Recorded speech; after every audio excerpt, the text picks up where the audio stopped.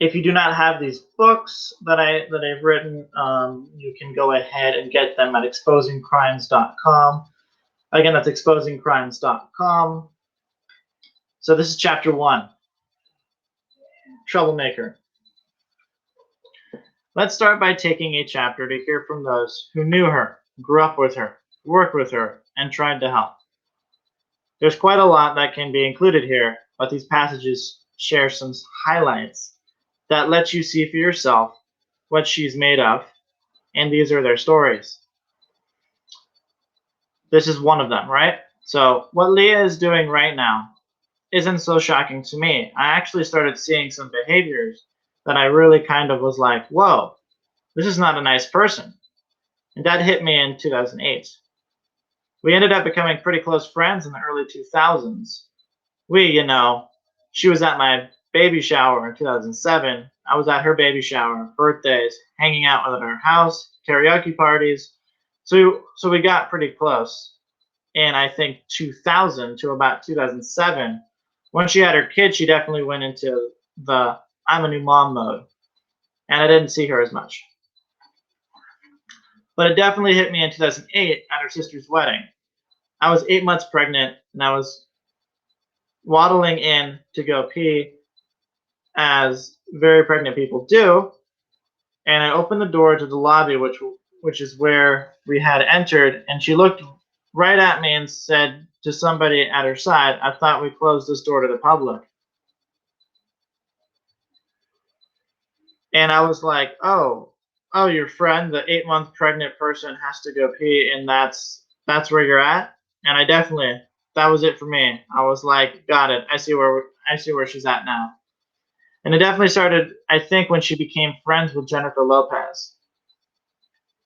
Like, she definitely started becoming very self-important.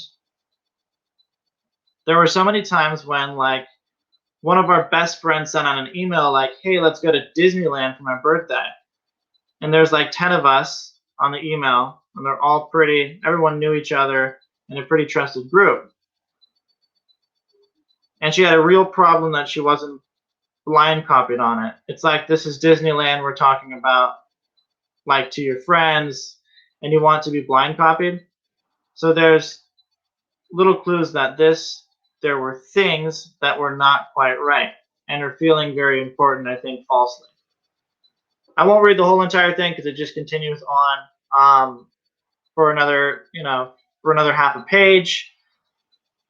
But there are many accounts. There's one of her former friends, Julianne Williams, speaking out. Kathy Oliver, which is a former manager of Leah Remini. Connie Case, former family friend of Leah Remini. Her former father-in-law of Leah's sister. Penny Jones, a former friend of hers. So yeah, it's kind of interesting because Leah's spreading some weird rumors, right? And she has no clue what's going on, no clue at all. This is what Penny actually has to say about her rumors. She's just stating this. It says this: it doesn't matter in Scientology whether you make $10,000 a year, $100,000 a year, or $1 million a year. We're all on the same level. Nobody is treated according to how much money they make, where they come from, and what they do. We all get treated the same. That's one of the beautiful things about the church. But Leah doesn't kind of get it. Leah thinks that she needs to be treated like a total princess. I never saw that Leah actually had any respect for anybody. I guess that's a key thing. She didn't respect anyone because it was all about her. I mean, not about anybody else, just all about Leah and nobody else. Right? And it's and in this one right here, it says, on the show, she says you have to do Scientology 365 days out of the year, minimum 2.5 hours a day. I never put in 2.5 hours a day. I never do Scientology 365 days a year. So she's lying on the show. She's having others lie on the show, saying in order to do Scientology, you have to do it 365 days a year. That's totally a lie. When I go and take a class, yeah, it'll be for a certain amount of time, a week, 2 weeks, maybe 3 weeks. But that certainly is not 365 days out of the year. Oh my God, how did I have 3 children? And how did I have 3 children, raise 3 children, and have a life? She says you don't get to take vacations and you can't go anywhere. You can't do anything. That's an out and out lie. I take vacations. My friends take vacations. My daughter's off in Aspen right now skiing. Leah, you talk about how we have to be here on course every day, minimum 2.5 hours a day. When have you ever done that 365 days a year? When have you ever done that yourself, Leah? So you've been lying the whole time, just like you're lying about a lot of things you're saying in your show. And I want to know that I want aired is how much money you are making. I want to know how much money you're making to do this show and how much is Rinder and these other people that you have on the show. I'm sure they're all getting paid. I bet my bottom dollar they're all getting paid. And Penny's right. They all are getting paid. And they're getting paid basically scamming people that are making a living. What's neat about people is that they trust, right?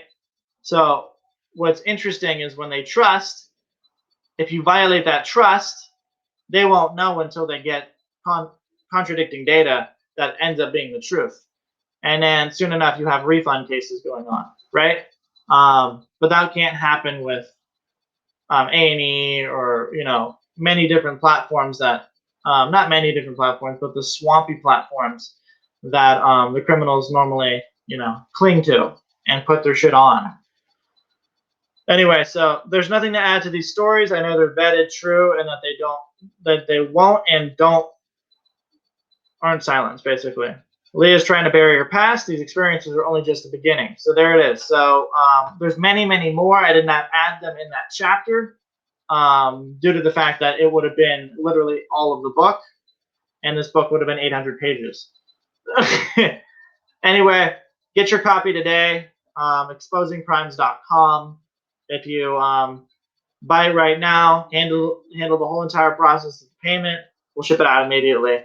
Thanks so much, guys. See you guys in chapter 2.